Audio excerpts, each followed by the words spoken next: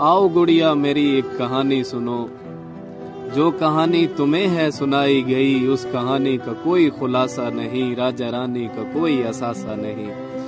ये फकत खेल है और फकत खेल है, पेड़ पौधे बने और ये पानी बने, खेल ही खेल में राजा रानी बने। खेल खेला गया सब तमाशा हुआ, इस तमाशे से दो नाम पैदा हुए, एक राजा बना एक रानी बनी, खेल ही खेल में ये कहानी बनी।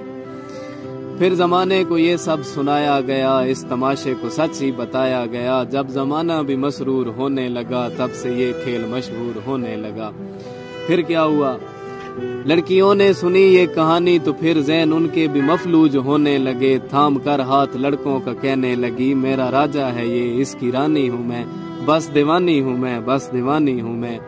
बेटियों का ये चेहरा जो देखा तो फिर बेटियों तक से भी बाप डरने लगे, इस तमाशे से कई बाप मरने लगे। अब सुनो गौर से, ये फकत खेल है खेल तक ही रहो, ये फकत खेल है खेल तक ही रहो, इसको सच मान कर तुम न करना कभी, कह रहा हूँ न मैं तुम न मरना कभी।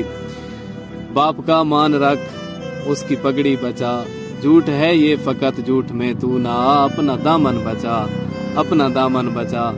जाओ गुड़िया कहानी मुकम्मल हुई, कोई राजा नहीं कोई रानी नहीं, इस मोहब्बत की कोई कहानी नहीं, इस मोहब्बत की कोई कहानी।